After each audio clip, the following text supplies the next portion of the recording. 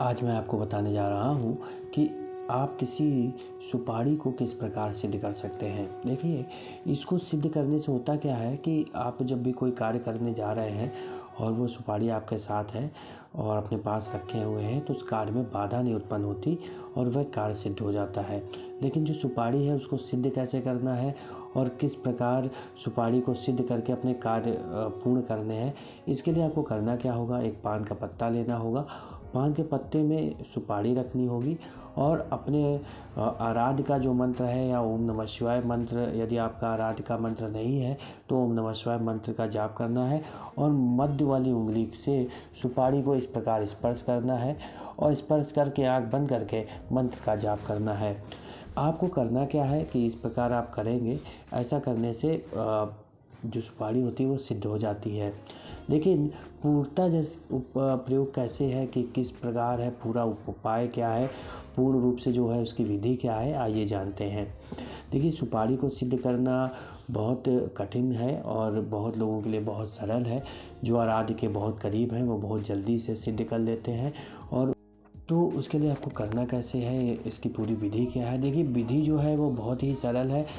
आपको किसी मंदिर में जाना होगा जहाँ पर प्राचीन मंदिर हो या फिर आपके जो आराध्य हैं उसका मंदिर हो। उस मंदिर में बैठकर आपको सर्वप्रथम 108 बार अपने आराध्य का मंत्र जाप करना है। सबसे पहले आपको आसन लगाना है, अपने समीप जल रखना है, एक दीपक प्रज्वलित करना है। यदि आप किसी नदी तट के समीप हैं तो आपको दीपक प्रज्वलित करने की आवश्यकता नहीं है। एक लोटे में आपको जल रख लेना है। यदि आप किसी मंदिर में हैं या किसी एकांत स्थान पे हैं तो आपको दीपक प्रज्वलित करना होगा और उसके बाद गुरु के मंत्र का जाप करना होगा। एक आसन लगाना होगा, वहाँ पर आराध्य को विराजमान करना होगा मानसिक रूप से। उसके बाद आराध्य के मंत्र का जाप करना होगा। उसके बाद एक पान लेना होगा, उस पर हल्दी लगानी होगी। हल्दी के ऊपर चंदन लगाना होगा, सफ़ेद चंदन या लाल चंदन या पीला चंदन जो आपके पास है वो चंदन लगा सकते हैं। उसके ऊपर सुपारी विराजमान करनी होगी और उस सुपारी में ही मंत्र को केंद्रित करना होगा, ऐसा भाव रखना होगा और अपनी मध्य वाली उंगली से स्पर्श करते हुए इस प्रकार मंत्र का जाप करते रहना है और सुपारी की तरफ नज़र रखनी है। थोड़ी देर बाद आपकी जो मन होगा वो एकाग्र हो जाएगा सुपारी के प्रति। फिर धीरे धीरे उस मंत्रों की संख्या को बढ़ानी है और मंत्रों की संख्या कम से कम 11,000 होनी चाहिए। आप चाहें तो उसको और बढ़ा सकते हैं। तो ऐसा 7 दिन करने से सुपारी जो होती है वो सिद्ध हो जाती है।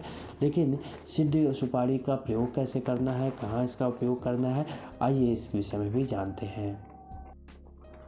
7 दिन अगर इस प्रकार आप प्रयोग करते हैं तो सुपारी निश्चित रूप से सिद्ध हो जाती है।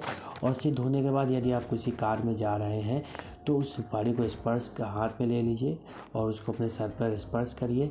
उसके बाद उस मंत्र का, आराध्य के मंत्र का जाप करिए और जो मन की इच्छा है वह सुपारी के समक्ष बोल दीजिए और उस सुपारी को रख लीजिए। आप सुपारी को रखेंगे कैसे, इसकी भी बहुत बड़ी विधि है। आप उस सुपारी को स्वच्छ होकर ही, शुद्ध होकर ही स्पर्श कर सकते हैं। उसको एक लाल कपड़े में बांध कर रख लीजिए। उसको खोलना नहीं है, उसको तभी खोलना है जब आप मंत्र जाप करेंगे और सुपारी वाली क्रिया दोबारा 7 दिन या 21 दिन जैसे ही आप करना चाहें वैसे दोहराएंगे, तभी खोलनी है। और क्योंकि पान सूख जाएगा तो उस पान को बदलते रहना है। जब पान सूख जाए तो पुनः यह क्रिया आपको दोहरानी है, जिससे वो सुपारी जो है वो सिद्ध होती रहेगी, अर्थात वो सिद्ध रहेगी। दूसरी बात यह है किस चीज़ को गुप्त रखना है, किसी को बताना नहीं है। और सबसे बड़ी बात यह है शुद्धता का विशेष ध्यान देना है। आप चाहें तो उसको गले में भी धारण कर सकते हैं, चाहें तो आप उसे किसी पूजा स्थल में रख सकते हैं, चाहे तो अपने साथ रखेंगे तो वह कवच के रूप में कार्य करेगा तथा आपकी जो भी जीवन में विपत्तियां आ रही उनको समाप्त कर देगा। दुर्घटना हो गई या अन्य प्रकार के जो क्लेश हो गए उनको नाश करेगा। दूसरी बात यह है कि आप अगर साथ रखते हैं तो उसको पहनकर सोना नहीं है। इस बात का विशेष ध्यान रखिए क्योंकि उसमें मंत्र विराजमान रहते हैं। वो कई दिनों तक, जब तक आप जितने दिनों की आप करेंगे साधना और जब तक पान नहीं सूखेगा तब तक उसमें पूर्ण रूप से शक्ति विराजमान रहती है और वह सिद्ध हो जाता है। इसलिए विशेष रूप से इस बात का ध्यान दें। धन्यवाद दोस्तों, और चैनल के साथ बने रहिएगा। यदि आपका कोई प्रश्न है तो कमेंट करके अपने प्रश्न को पूछ सकते हैं। चैनल को सब्सक्राइब जरूर करिए और फॉलो जरूर करिए।